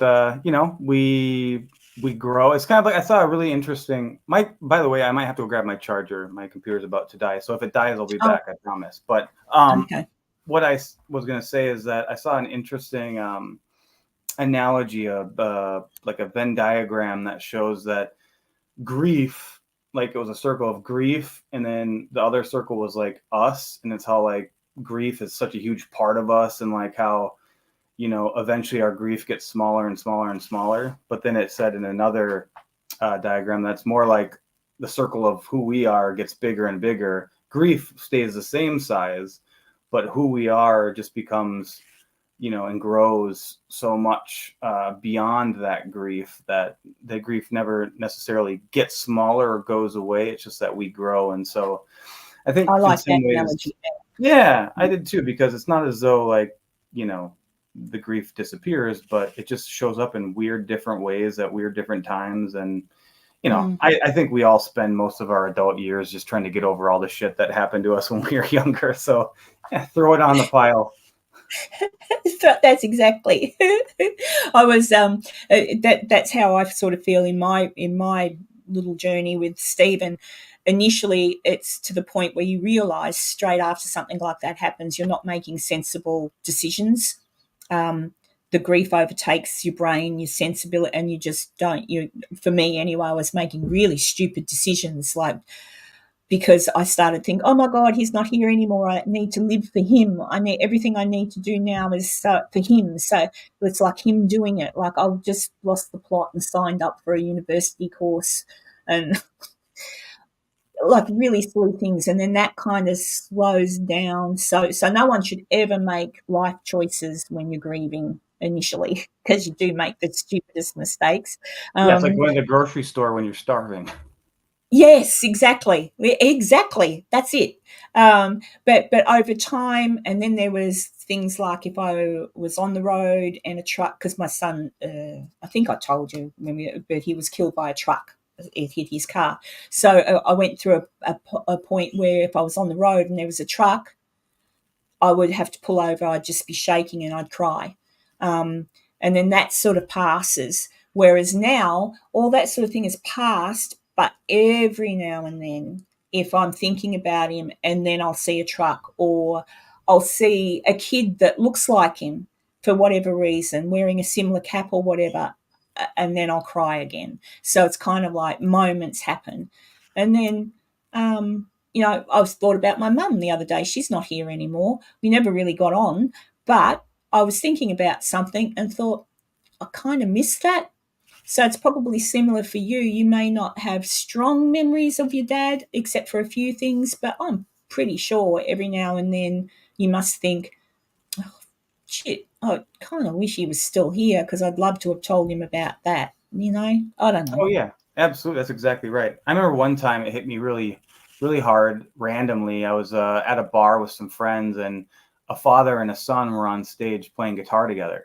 And my dad was a musician and gave me a couple of guitar lessons. And I've played guitar off and on over the years. And so um, I remember just like watching that, and I was completely blindsided. And all of a sudden, I'm like really down and sad. And I'm like, wow, I think it's because I wish, that could have been me, or I could have had that opportunity, but who would have thought when I went to the bar that night, 20 some years after he passed away, that's where I'd be.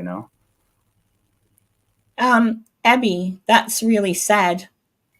I've only lost one child and you've lost three. Holy crap.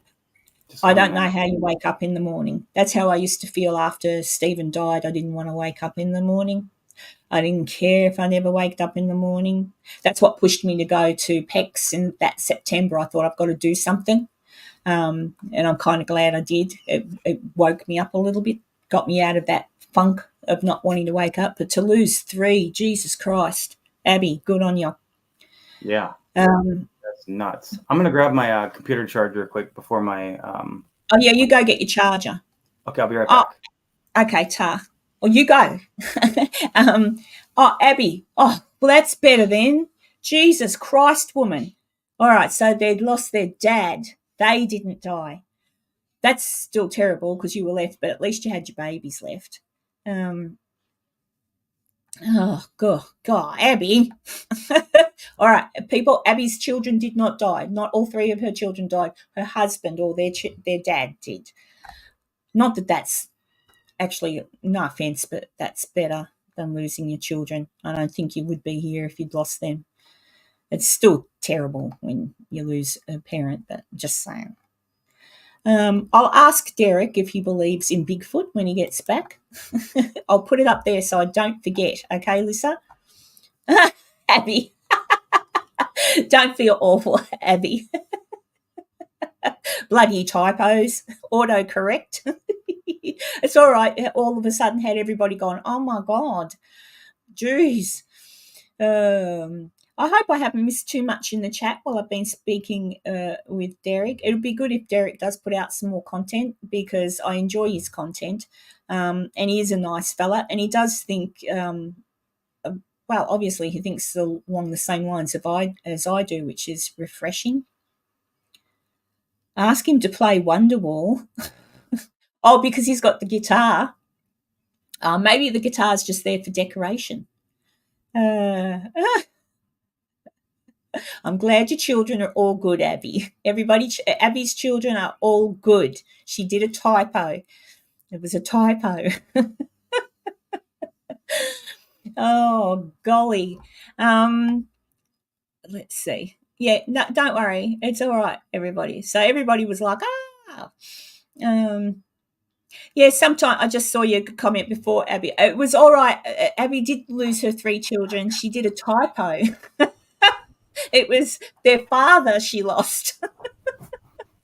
It's still sad, but it is better. So, but it is better. No offense to you. Like, I'm sure it was terrible, but I can tell you now, the children would be a hell of a lot worse. Oh, Jesus Christ. Blue Sky Lissa wants to know if you believe in Bigfoot. yeah. No, I mean, I haven't gone down the Bigfoot rabbit hole. I think when I talk about being open-minded and stuff, I think there are hierarchies of believability. When it comes to Bigfoot, who knows, right? I haven't seen as compelling and inexplicable evidence for that as I have for other things, but you know, who knows? Like I said, if I'd love to believe in Bigfoot, but I think by now there'd be some kind of evidence. So some of these things, it's like every time I look at like the government or like other things, like how there's leaks and things like that, where how could we keep a secret that long? Because we're human beings are such idiots and we're so imperfect. That's like, it seems impossible that such a secret. That's the problem with most conspiracies. I think so. I don't know. Like I did see, I was watching, I had heard of this years ago, and then I was watching something the other day that refreshed my memory on it. Pretty sure it was the Russians. A Russian mad scientist tried to create a super soldier, and his theory was that if he interbred humans with gorillas, I believe it was gorillas, could have been chimps, so thereby impregnating a human woman with a chimpanzee, and then therefore cross, super soul with strength. And I'm like, the island of Dr. Moreau, like, Yeah. I'm like, but apparently that was a thing. It really happened. And I'm like, oh, gross. So some of the things you think, maybe that's what Bigfoot is. Maybe some of them escaped. I heard an interesting theory that, obviously humans and Neanderthals lived around the same time, and there could have been another upright, hominid species that coexisted with humans until later than Neanderthals. And as a part of that sort of oral tradition and shared story of that time, thousands, tens, 20, 30,000, 100,000 years ago, that maybe that's where that comes from. But then again, I also think about the fact that shit, we're finding new species all the time, right? How much of the ocean haven't we explored? How many areas of the world are remote? There are areas of the world where there are remote tribes, right, where they don't have any contact with humanity. So, are there pockets in the world that unknown species could exist? Sure, why not? I'm not going to call that stupid, but just in terms of like the TV shows and all of the stuff that I've seen, it all seems again kind of sensationalized and like kind of the it funny doesn't leave noise. me scratching my head as hard as some other things. People have been asking, do you know how to play the guitar? And someone said, can you play a song? I can't remember what it was. This isn't time for Derek to be playing music. He can if he wants, but No, I don't need to be playing. Mostly I play guitar as therapy. Guitar is the thing for me that like I've never enjoyed playing in front of people. I used to a little bit in high school, like college, when I was that douchey drunk guy at a party, and it was the stupid songs. But now mostly it's just like my form of therapy. Yeah. So he's not going to play, guys.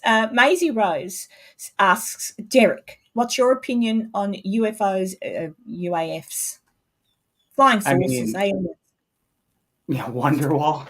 Yeah, that is probably one of the first songs I learned. I hate that song. I am deep down the UAP rabbit hole. I think, especially in light of all of the like recently declassified information, with ATIP, I think that it is undeniable that UAPs exist, right? That there are things moving around our airspace that we do not understand. And the leap to, therefore, that is signs or proof of intelligent life from, other areas of the universe. I can't say that I believe that wholeheartedly, but I think you've seen with my line of reasoning on the paranormal, right? Yep. With religion, with ghosts and such, that I'm open to the possibility. I think there's probably a good chance that we are not alone in the universe, and that there is something else out there that is visiting our airspace. But again, I don't know, and I certainly don't have access to all the information, so I can't say with certainty. No, and that's true. And I kind of my way of thinking is definitely there's something happening, because those Air Force people aren't. I don't think they're lying. But Why I would they? wonder, What do you gain, right? What do you gain by lying in that role? What, ridicule and chastising? See you, Steph. Bye, Steph. Thanks for popping by. It's kind of like I 1 minute I'll think, right, they've probably always been here, and they live under the ocean because we can't get in there, and that's why sometimes they say they see these things coming up and out of the water. And then I thought, but then if that's the case, how did they get here? And then I think about the Roswell incident, and I think I believe that really happened, that something crashed. And then I think about the reverse engineering, and then I think, well, are these things that our Air Force boys seeing actually not alien, but something that's been reverse engineered, and it's just these companies like Boeing and all that have got them, but not telling us about it? So there's many things it could be, but I definitely believe in what's being said. So far as being taken up into an alien spaceship and probed, I don't know. Well, But okay, let me run this by you, right? Like, okay, so let's say some sort of alien species, some sort of, beings traverse the universe through wormholes or some like technology like gravity, propulsion, whatever, right? They make it here and they can exist in our oceans that we don't explore. Like some of the most mind-blowing, inconceivable tech, yet they still have to put silver rods up our asses to understand, human anatomy. Like, come on. Like, I think there's just a bunch of. That's the only thing. Yeah, that's the only thing that makes me curious. Like, I heard someone else, can't remember who it was, talking about that, saying that they believe it's actually the another rabbit hole. It's either the CIA. They believe it's the CIA that to keep people dumb or whatever, actually abducting people and making out it's aliens. I'm thinking, oh God, that's a stretch too. Like, I'm pretty sure the CIA can do anything they want because they're pretty secretive and sketchy. But to how do they hypnotize people? Like, just abduct you off the side of the road and hypnotize you all to believe that you've seen something and been probed? Like, that's a stretch to me. So I don't know, but I don't know if anyone's getting probed. I mean, why? Right.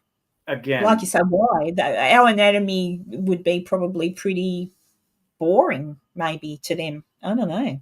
yeah, or like, why not have scanning? Like, we have LiDAR, we have all kinds of tech. Like, you'd think they could like remotely scan our bodies and create like a map of it and stuff. reproductions of that without, who knows, right? Like, I'm obviously speculating on top of speculation, but well, I joke about this all the time. I put the invitation out there to any aliens that may be listening, that I wouldn't mind a free trip to England in September. I could ask for a refund on my airfare. They could pick me up here. They can ask me all sorts of questions and drop me off in London and then pick me up and bring me home. I mean, I'm happy to answer any questions they have. But nobody's coming to connect me. That's not a big ask. I mean, I look at the fact that some people believe like there's this universal knowledge that these beings have tapped into and then have shared that with certain cultures over time, like the ancient civilizations, like the Egyptians building the pyramids, and this knowledge was handed on. It's like, okay, if they really have that information and they're handing that type of knowledge, like, I want more than airfare to UK. Like, give me a nugget. Give me something that like I can use that's a little like profound you or like me life something altering. too. Like, what have you found out about human anatomy that can possibly help people not get cancer? Or what have you found out about, what else can you help? Because we're a machine, like, we're definitely a machine, like, we're an intricate, like, it's amazing actually how our bodies work. So, or a mechanism, or a surely, biological mechanism. And if they understand mechanology, then they can surely, yeah. But Maybe they can fix me up and give me a thyroid back. Who knows? Maybe. Yeah. So I'm just saying, make your demands a little bit more. Oh, right. Okay. Well, I'll travel with them. They can take me to London so I can do my thing, pick me up from London, and then they can take me to their leader. Yeah. There you go. We could do something like that. Let's see. Have I missed something? Have I? I wouldn't mind. Oh, Maisie. Yes. No. That's inappropriate, Maisie. Well, so, we know what Maisie would ask the aliens. I wouldn't ask for that. Now, what's Abby saying? No typos this time, Abby. I do think a lot of things in the sky are us testing things, but there has to be alien life too. I'm not sure they need to probe us. Check this chat 3 times. Hopefully they've not killed anyone off. So, look, I don't think aliens need to probe us. And then you've got all these stories about good aliens and bad aliens. So there's grey aliens that are bad, and there's green aliens, little tiny aliens that are good. And I'm like, I just want to see one of them, please. Like, why do they keep going to all these well, I won't say crazy people. Why do they keep abducting people that can't? Maybe that's the point. Maybe they don't want to abduct anybody who can say for certain that they're here and this is what they're doing. I don't know, but pick me, like, pick me. It's I always have this response when it comes to like paranormal or when it comes to religion, but even with UFOs, like, I want to know as much as I don't want to know. Like, like, when it comes to religion, I'm like, I have angst and like anxiety, because I don't know what happens. But if I knew what if I didn't like the outcome? And then I'd have like just anxiety and angst as well. So it's like either way, I'm screwed. I'd rather not know and just leave it as a hope. Yeah, yeah, and in some ways, I kind of agree with you on that one, because if you do know,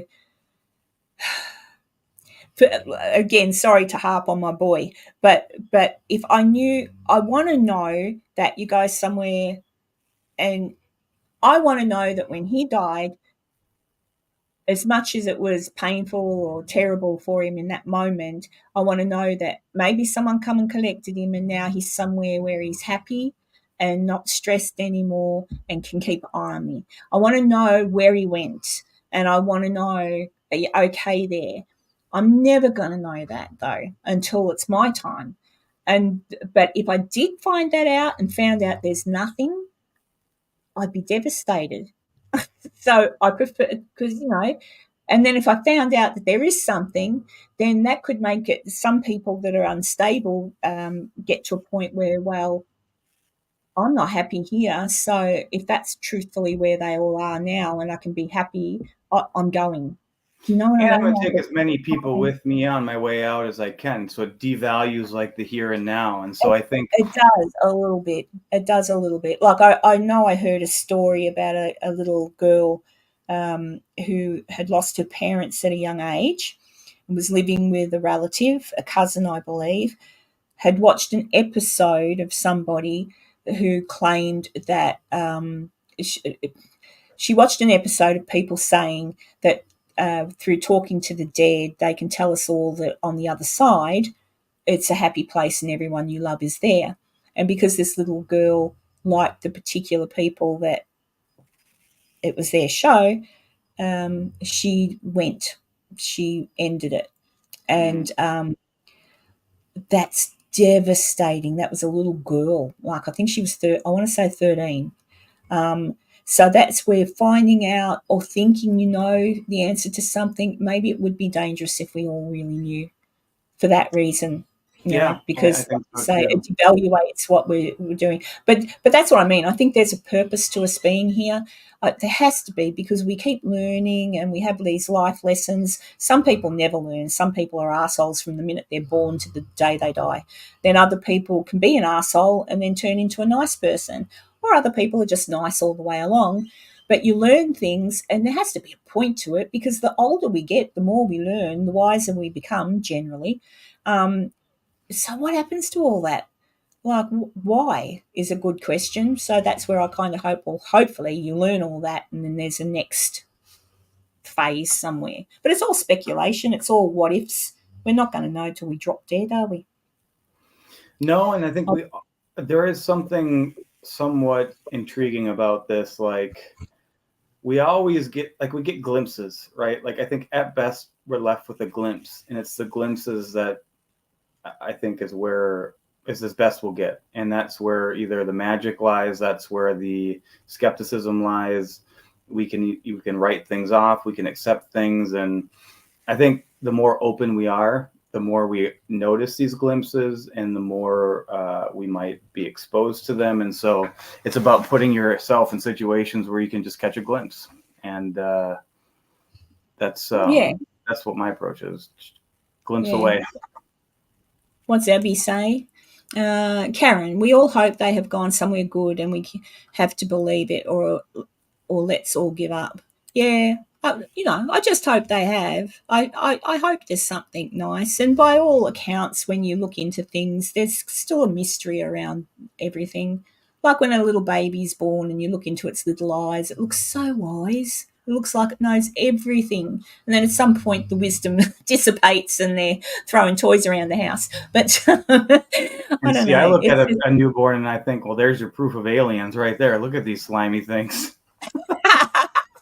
I, I was present at the birth of a baby, not my baby. I was present at all those births, but I was actually assisting in the delivery of a baby, and it was the first time, because I'd never watched. I had children, but I'd never watched videos on. I'd never watched a video of a baby coming out. Oh, really? Yeah, I never had. And I was there in the room, and then, yeah, just as the baby it crowns, And as it comes out, it's the most weirdest looking thing because Like, demons are real. Demons are definitely real. they kind of come out and it's kind of weird. I can't Yeah. say it's a beautiful thing to see. I can it's kind of like that is weird. Like the way they come out and they're all slimy and they sort of turn funny and then they're out and then it's like, oh, it's a baby, and then you go over and you clean it up and everything. But yeah, I remember being like, oh my god, that's weird looking. When I had my last child, my eldest girl was, how old were you? 4. She was 4, and she was there with me at the hospital in the delivery room with a friend because that's just how it was. And my friend was playing with her. She was my friend was actually my son's girlfriend, and she was over there, and she had Sonia with her, and the doctor said the baby's coming, and I said to Sonia, "Do you want to see your baby sister born?" And she walked over, 4-year-old. She walked over and she stood at the end of the bed, and I watched her face go from looking, and then I pushed, and she went, and I was watching her face to see her reaction, and her face went, and she just stood there and stared, mesmerized. And I've asked her to this day, does she remember that? And she went, and so for a 4-year, so it made an impression. Yeah, I think that So would be pretty unforgettable at 4 years old. so, but there you go. Hey, Erwin, be good. I'm going in a minute too. 4 minutes. I never go any longer than 2 hours. We don't want to bore people. Let me just check. Oh, Ian says he likes the idea of reincarnation. I don't. I don't want to ever go through life again. I want to go to wherever I wherever want to we go to go the and next have level of fun. this game. Oh, I'm just like, life's tough. Life can be tough. And like my life, although I've had my ups, my downs, and everything, I look at other people and that have gone through. There's always someone who's gone through far worse than you have, and I think Yeah. I couldn't do this again. I won the I hope I've existential learned everything lottery. I I've mean, learned. I'm a white guy in the United States, able-bodied. Like, the existential lottery is won for me. I'm not. That's not lost on me. I don't want to roll the dice again. I should just like cash out and call it good. Otherwise the house is gonna win. Maisie's got, all right, this is the last question for the day, everybody. Maisie's got a question. She's Scottish. She lives in Scotland, and my mouse is now deciding not to play the game. Oh, oh, yeah. My mouse is being naughty. Derek, do you believe in any cryptids? Remember, I live in Scotland, so no disrespecting Nessie. Like if you talk about like chupacabra and all these things, I believe in the possibility of some of these things, but I think a lot of these things are rooted in like the lore and the traditions of the specific cultures. But I think so. I mean, like I said, there's so much unexplored in our world, and there's so much that we don't know that I would not be surprised if we discover something that we didn't know existed, living right here within right under our very noses. Yeah, and it could be. Nessie might have been real back in the day because doesn't Loch Ness, isn't there? It goes out to the sea. Like you've got the loch, you've got Loch Ness, but my understanding is there's tunnels or something that do lead out to the ocean. I could be wrong, but unless that was a theory. But maybe it's a dinosaur that was there and bred for a while. Now it's dead. Because for sure, honestly, for sure, if there was a monster in Loch Ness, pretty sure you could find it.